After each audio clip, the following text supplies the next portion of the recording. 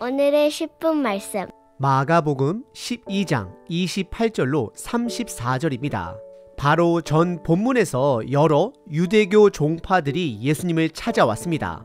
그리고 그들은 그들의 전문 분야를 살려 예수님께 여러 가지로 질문을 통해 공격하였습니다. 첫 번째는 예수님의 권위가 어디서 왔는지 물었습니다. 두 번째는 세금 문제로 논쟁을 하려 했고, 세 번째는 부활을 논쟁으로 공격하였습니다. 이들의 목적은 진리를 알고자 하는 것이 아니라 예수님을 곤경에 처하게 해서 그를 제거하려는 것이 목적이었습니다. 하지만 오늘 본문에 그들과는 다른 목적을 가진 한 서기관이 등장합니다. 그는 지금까지 예수님께서 다른 종파 리더들과 대화하는 내용을 듣고 있었던 목격자입니다. 그리고 예수님의 변론에 깊은 인상을 받고 그가 평상시 고민했던 것을 묻게 됩니다. 그의 질문은 바로 큰 계명이 무엇인가 하는 것입니다.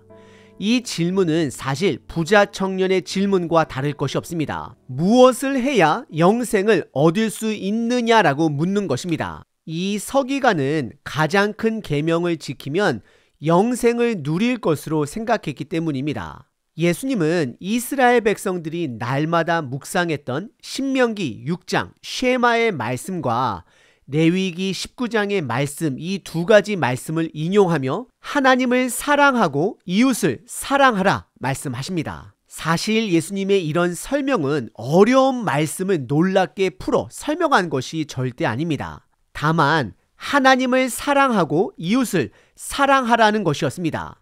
그러자 이 서기관은 놀라운 깨달음을 얻게 됩니다. 그것은 바로 모든 제사보다 이웃을 사랑하는 것이 하나님을 사랑하는 것임을 깨닫고 고백합니다.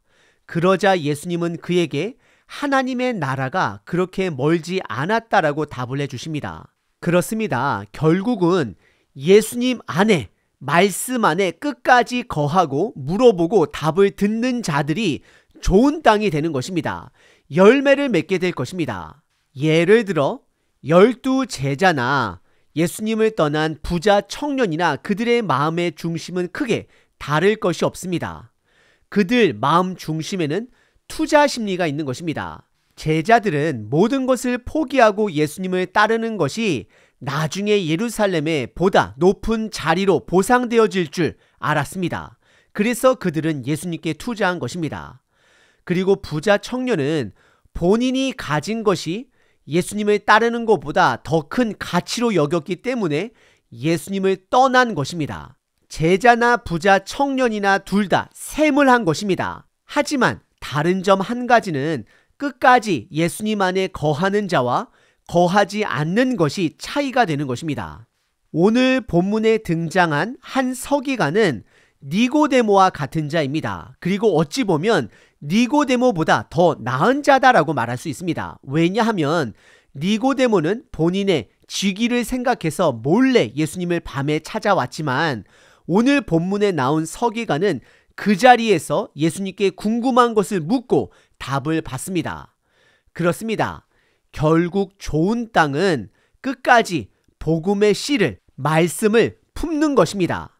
오늘 본문을 통해 한 서기관처럼 끝까지 예수님 안에 거하심으로 하나님의 나라에 점점 더 가까이 다가가시는 저와 여러분 되시길 바랍니다.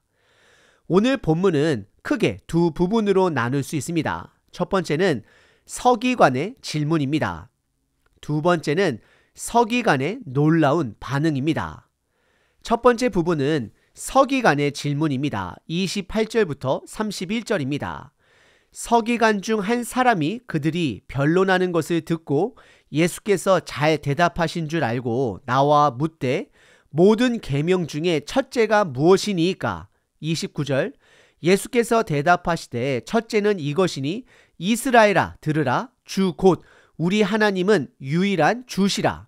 30절 내 마음을 다하고 목숨을 다하고 뜻을 다하고 힘을 다하여 주 너의 하나님을 사랑하신 것이요. 31절 둘째는 이것이니 내 이웃을 내 자신과 같이 사랑하라 하신 것이라. 이보다 더 큰 계명이 없느니라 라고 기록합니다.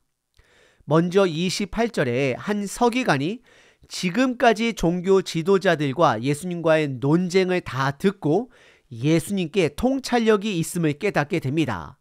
그리고 그동안 그가 고민했던 것을 예수님께 묻게 됩니다. 그 고민은 계명 중에 가장 으뜸이 되는 계명이 무엇인지 묻게 됩니다.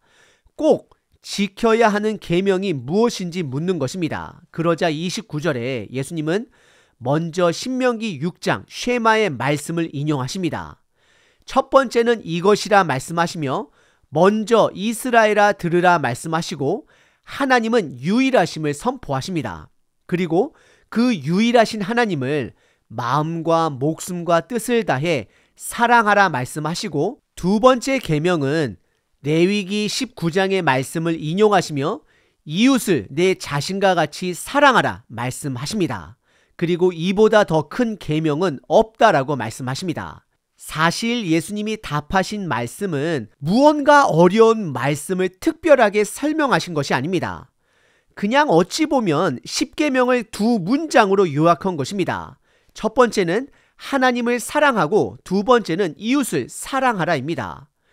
이스라엘 백성들이 날마다 묵상하는 말씀을 간단하게 정리해 주신 것입니다. 그리고 그는 예수님의 이런 가르침에 놀라운 깨달음을 얻게 되고 고백합니다. 그 부분은 두 번째에 나옵니다. 오늘 본문의 첫 번째 부분은 서기관의 질문입니다. 두 번째 부분은 서기관의 놀라운 반응입니다. 32절부터 34절입니다. 서기관이 이르되 선생님이여 옳소이다. 하나님은 한 분이시요 그 외에 다른 이가 없다 하신 말씀이 참이니이다. 33절 또 마음을 다하고 지혜를 다하고 힘을 다하여 하나님을 사랑하는 것과 또 이웃을 자기 자신과 같이 사랑하는 것이 전체로 드리는 모든 번제물과 기타 제물보다 나으니이다. 34절 예수께서 그가 지혜 있게 대답함을 보시고 이르시되 내가 하나님의 나라에서 멀지 않도다 하시니 그 후에 감히 묻는 자가 없더라 라고 기록합니다.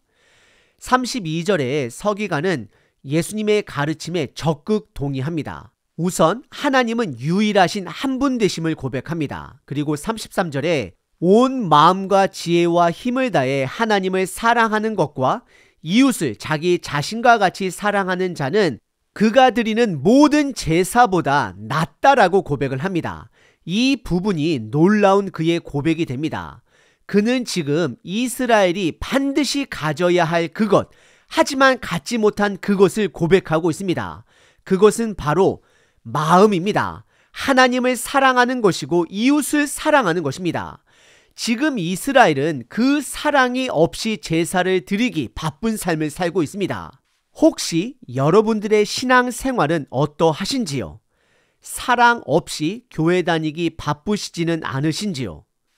그래서 34절에 예수님은 그의 대답을 지혜 있다라고 받아주시고 하나님의 나라가 그에게서 멀지 않았다라고 격려해 주십니다. 그리고 후에 감히 예수님께 묻는 자가 없다라고 성경은 기록합니다. 그렇습니다. 하나님의 나라는 끝까지 그분 안에 거하는 자, 영생에 관심을 갖고 질문으로 가까이 다가가는 자들에게 있습니다. 이러한 자는 문을 두드리는 자가 됩니다. 찾는 자가 됩니다. 포기하지 않는 자가 됩니다. 이런 자들은 하나님의 나라를 반드시 보게 될 것이고 누리게 될 것입니다. 오늘 본문의 두 번째 부분은 한 서기관의 놀라운 깨달음입니다. 반응입니다. 오늘 본문 한 서기관은 이스라엘에게 반드시 있어야 할 그 한 가지, 하지만 그들에게 없는 그 한 가지를 드러내고 있습니다. 그것은 바로 사랑입니다. 하나님을 향한 사랑이자 이웃을 향한 사랑입니다. 이것은 나눌 수 없는 동전의 양면과 같은 사랑입니다. 10계명은 하나님을 사랑하는 방법과 이웃을 사랑하는 방법을 계명으로 표현한 것입니다. 하나님은 저와 여러분들의 마음을 보시는 분이십니다. 그럼 우리도 드러난 하나님의 마음을 이해해야 합니다. 받아들여야 합니다. 오늘 본문 서기관은 질문을 통해 10계명의 그 마음을 깨달았습니다. 그것은 바로 제사보다 순종이 낫다라는 것입니다. 그 순종은 하나님을 사랑하는 것이고 이웃을 사랑하는 것입니다. 그리고 이 사랑은 나눌 수 있는 사랑이 아닙니다. 이웃을 사랑하더라도 하나님의 뜻 안에서 이웃을 사랑해야 하는 것입니다. 예를 들어 하나님을 향한 사랑이 빠진 자녀를 향한 사랑은 우상 숭배가 될 수 있습니다. 하나님의 사랑을 깨닫고 그 사랑으로 가족을 사랑하고 이웃을 사랑하는 것입니다. 그럼 구체적으로 하나님의 사랑은 무엇일까요? 그것은 로마서 5장에 우리가 아직 죄인 되었을 때에 그리스도께서 예수님께서 우리를 위하여 죽으심으로 하나님께서 우리에 대한 자기의 사랑을 확증하셨다, 드러내셨다라고 기록합니다. 그렇습니다. 저와 여러분들이 예수님의 사랑을 깨닫고 먼저 이웃을 사랑해야 합니다. 오늘 하루도 하나님의 사랑으로 먼저 사랑하시는 저와 여러분 되시길 바랍니다. 365일 기도문입니다. 마태복음 17장 2절부터 4절. 그들 앞에서 변형되사 그 얼굴이 해같이 빛나며 옷이 빛과 같이 희어졌더라.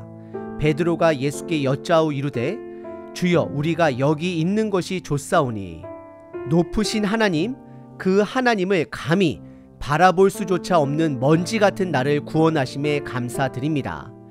신이신 그 자리에서 내려오신 예수 그리스도의 희생을 기억합니다. 주님의 그 사랑을 기억하면 나도 낮아지고 이웃을 사랑하게 하소서.